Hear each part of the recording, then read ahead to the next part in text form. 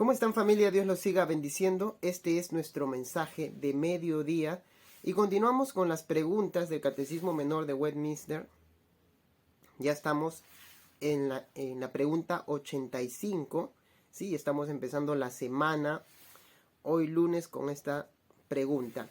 La pregunta del día de hoy es, y apúntenla porque es sumamente importante poder entender esto: ¿qué nos exige Dios para que escapemos de la ira y maldición que hemos merecido por el pecado?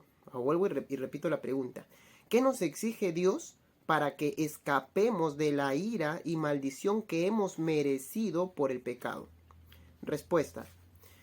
Para que escapemos de la ira y maldición de Dios que hemos merecido por razón del pecado, Dios requiere de nosotros la fe en Jesucristo, en primer lugar, el arrepentimiento para vida, con el empleo diligente de todos los medios externos por los cuales Cristo nos comunica los beneficios de la redención. Qué interesante. Hay algo sumamente importante aquí. Es necesario que para que la ira de Dios, la cual merecemos por causa de nuestro pecado, porque somos nosotros los transgresores de la ley continua y diaria, para que esa ira no caiga sobre nuestras vidas, es necesario que nosotros depositemos nuestra fe en Jesucristo. Porque Jesucristo es el medio de salvación para el hombre. No sus buenas obras, no su buena conducta, no su buen comportamiento, sino su fe depositada en Jesucristo, el cual lo lleva a arrepentimiento.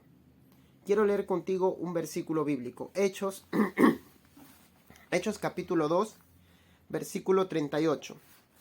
Libro de Hechos, capítulo 2, versículo 38. Está dando aquí Pedro su primer discurso, después de haber sido llenos del Espíritu Santo. El Espíritu Santo vino sobre ellos, y está dando Pedro su primer discurso con gran denuedo. Y dentro del discurso lo que dice es lo siguiente. Pedro les dijo: arrepentíos y bautícese cada uno de vosotros en el nombre de Jesucristo para perdón de pecados, y recibiréis el don del Espíritu Santo. Necesita haber arrepentimiento, y para que haya arrepentimiento necesitamos depositar nuestra fe en Jesucristo. Solamente la fe que llega por medio del oír la palabra de Dios nos lleva al arrepentimiento, al reconocimiento de pecados, y eso es lo que el hombre necesita. Ahora, esto no queda ahí. Esto tiene que ver también con la conducta, con la práctica, con la praxis de todo lo que Dios nos manda por medio de su palabra. Lo que Jesucristo estableció que nosotros también hagamos. Por ejemplo, Primera de Corintios 11, 24 al 25. Primera de Corintios 11, capítulo 11. Yo lo leo en la Reina Valera, ¿sí? Ustedes lo pueden leer en la versión de su preferencia. 11 del 24 al 25 dice: y habiendo dado gracias, lo partió y dijo: tomad, comed, esto es mi cuerpo, que por vosotros es partido, haced esto en memoria de mí. Asimismo tomad también la copa después de haber cenado, diciendo: esta copa es el nuevo pacto de mi sangre, haced esto todas las veces que la bebiereis en memoria de mí. Haced esto. Está estableciendo algo que nosotros como creyentes debemos practicar. Ojo, no viene la salvación por medio de la práctica de esto, pero como creyentes practicamos esto. Practicamos lo que Dios ha establecido y lo que nos recuerda que Él ha dado su vida por nosotros en la cruz del Calvario. ¿Sabes por qué? Porque el creyente es muy olvidadizo y necesita recordar siempre lo que Jesucristo ha hecho por él en la cruz del Calvario. Lo que Jesucristo ha hecho por nosotros. El derramamiento de su sangre para perdón de nuestros pecados. Su cuerpo entregado y maltratado por amor a nosotros. Déjate leer un versículo bíblico más que me encanta. Colosenses capítulo 3. Colosenses 3:16. Ojo con este versículo. La palabra de Cristo more en abundancia en vosotros. Esto tiene que ver con la lectura, tiene que ver con el estudio, tiene que ver con el escudriñar la palabra de Dios.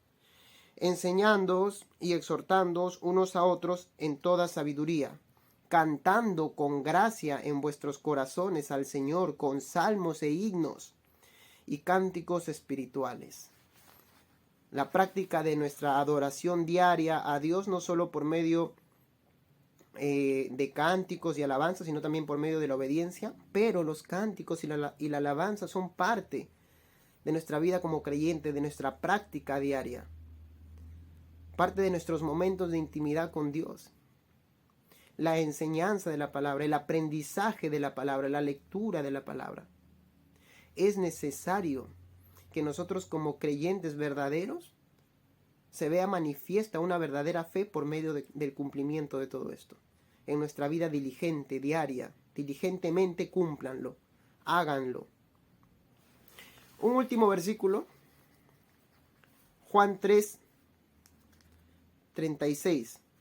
Este versículo es sumamente fuerte también. Juan 3:36 dice: el que cree en el Hijo, viene la cuestión de fe, el que cree en el Hijo tiene vida eterna, pero el que rehúsa creer en el Hijo no verá la vida, sino que la ira de Dios está sobre él. Es clarísimo. La respuesta que dábamos hace un momento es que para ser libres de esa ira que debía caer sobre nosotros por causa del pecado, debíamos depositar nuestra fe en Jesucristo.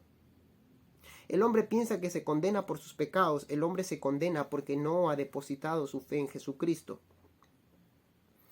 El hombre no se condena por lo mucho que pecó, por lo mucho que hizo. Se condena porque no deposita su fe en Jesucristo, el cual te limpia de una vez y para siempre de todos tus pecados. Y por medio de Él y solamente de Él hay salvación. Y si no lo deposito mi fe en Jesucristo como Señor y Salvador, entonces la ira de Dios verdaderamente cae sobre mí y no hay me espera más que la condenación eterna. Tengamos en cuenta esto. Mi fe tiene que estar depositada netamente en el Salvador, que es Jesucristo. Y ello me lleva a la práctica diaria de ser un verdadero seguidor de Cristo. Entendamos esto, familia. Practiquemos esto. Compartamos esto. Y entendamos que el único medio de salvación para evitar la condenación eterna y la ira misma de Dios es Jesucristo. Y se darán cuenta que verdaderamente han depositado su fe en Él cuando sean practicantes de cada una de las cosas que Él demanda en su palabra. Este ha sido el mensaje de mediodía, familia. Dios los siga bendiciendo.